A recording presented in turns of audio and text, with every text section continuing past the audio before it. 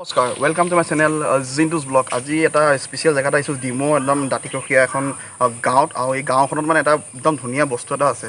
বস্তুটো মানে হৈছে এখন দলং দেই। দলংখন মানে এইখন দলংখন মানে অকণমান বিশেষ মহত্ব আছে। কি এইখন মানে টনা যোৱা দলং। আৰু মানে কেনেকৈ বস্তুটো টানে আপোনাৰ ইপাৰ ইপাৰ হৈ দেখাই আছোঁ। ব'লক এতিয়া ভিডিঅ'টো আৰম্ভ কৰোঁ।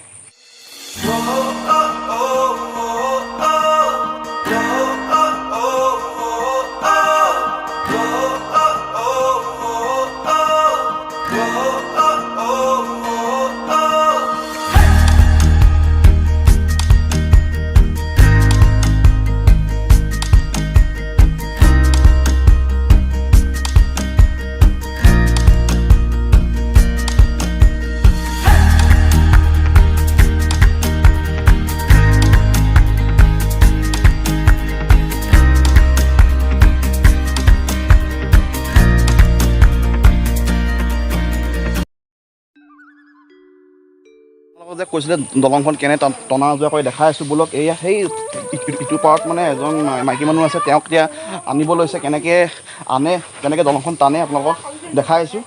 বোলক এতিয়া এয়া চক ৰেডি গো এইখন চক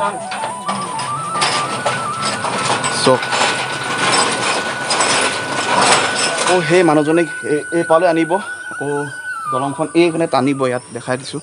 এইয়া ৰছী লগাই থোৱা আছে, ৰছী দলংখন চক টনা যোৱা দলং এইখনেই।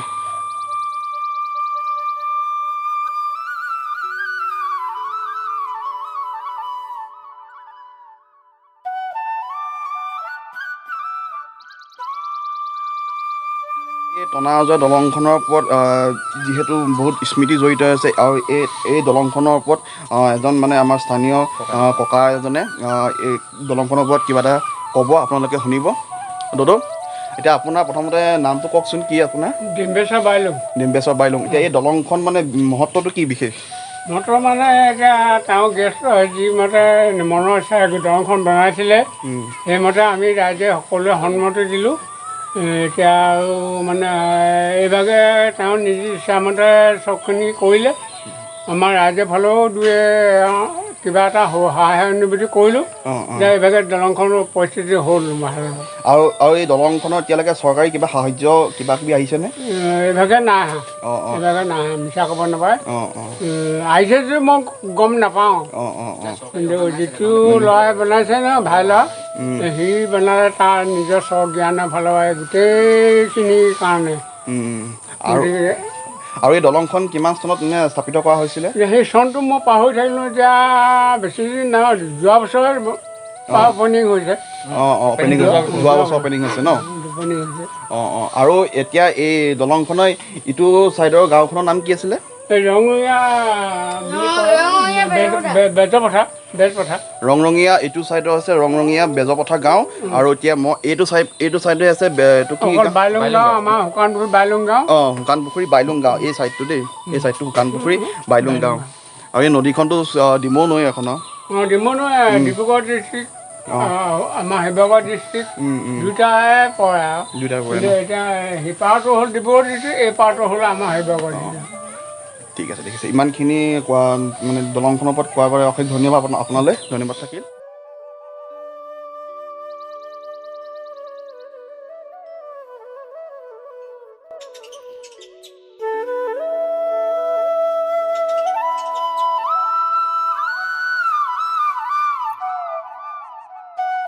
টনা যোৱা দলংখনৰ ইয়াত এখন তোৰণ এখন আছে, আপোনালোকক দেখাইছোঁ। এই তোৰণখনত লিখা আছে আহোম স্বৰ্গদেউসকলৰ আদৰ্শবাণী। 2008 চনৰ 2 জানুৱাৰীত মঙলবাৰৰ সপোন, মানে এখন সপোন দেখিছিলে জেগাডোখৰত দলংখন বনাব কেনেকৈ লাগে। আৰু 2020 চনৰ 2 জানুৱাৰীত মঙলবাৰে শুভাৰম্ভ কৰিছিল দলংখনৰ। আৰু 2021 চনৰ 5 জানুৱাৰী মঙলবাৰে দলংখন উদ্বোধন কৰিছিলে। আৰু শিৱসাগৰ জিলা প্ৰতিদ্বন্দ্বী সমিতিৰ সভাপতি আমাৰ মাননীয় শ্ৰীযুত উপেন মহাদেৱে বহুত দিহা পৰামৰ্শ দিয়াৰ বাবে এই স্থানীয় বাসিন্দাসকলে তেওঁলোকক ধন্যবাদ জনাইছে।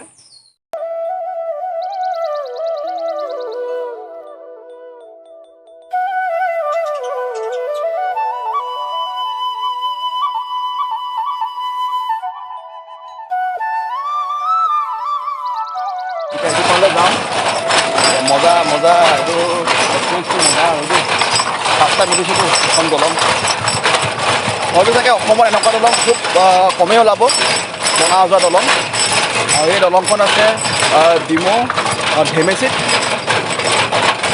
মজা ইয়াত কিন্তু বহুত ডাঙৰ ডাঙৰ মাছ ওলায় এইফালে মাছ মাৰে মানুহে মাজে মাজে এতিয়া লাহে পামহি আৰু মজা এইয়া পোৱালিটো টানি আছে এইয়া পাই গ'লো এনেকৈ মানুহে সদায় অহা যোৱা কৰি থাকে মজা মজা পালোহি পালোহি পালোহি পালোহি পাই গ'লোহি এইয়া পাই গ'লোহি ইটো পাৰৰ পৰা এইটো পাৰলৈ পালোহি এতিয়া এই পোৱালি এইফালে গোটেইকেইটা লৈ পিনে এইফালে এই নামটো ক নামটো কি মোৰ নাম আকাশ কুৰ্মী তাৰপিছত তোৰ নামটো হা লক্ষণ মুণ্ডৰী তাৰপিছত তহঁতৰ কি বুলি ক্লাছ কোন ক্লাছত পঢ় ছিক্সত তই মই 9ত ন বঢ়িয়া বঢ়িয়া তহঁতি ইয়াত সদায় চলাই থাক চাগে এখন কেনেকুৱা লাগে মজা লাগে ন বঢ়িয়া বঢ়িয়া ঠিক আছে আৰু ভিডিঅ'টো আজিলৈ ইমানখিনিয়ে আৰু তাৰ আগতে কথা এটা জনাই দিছোঁ আৰু এই দলংখনলৈ আমি স্কুটি লৈ আহিছিলোঁ ঘৰৰ পৰা একদম কিন্তু স্কুটিখন মানে ইয়ালৈকে আনিব পৰা নহ'ল গোটেই বোকা আৰু ওচৰতে মানে স্কুটিখন থৈ দিলোঁ আৰু তাতে ভাইটি কেইটামানক লগ পালোঁ সেইকেইটা ভাইটিকেইটা সেহেঁতি আমাক সেই একদম তাৰ পৰা লৈ নিলে আমি প্ৰায় 200 মিটাৰমান খোজকাঢ়ি আহিছোঁ একদম কেঁচা ৰাস্তাই আৰু ভিডিঅ'টো আজিলৈ ইমানখিনিয়ে ভিডিঅ'টো যদি ভাল পায় কি কৰিব লাগিব শ্বেয়াৰ কৰি দিব লাগিব আৰু মোৰ চেনেল যদি নতুনকৈ আহিছে ছাবস্ক্ৰাইব কৰি দিব একদমেই নাপাহৰিব ধন্যবাদ জয় অসম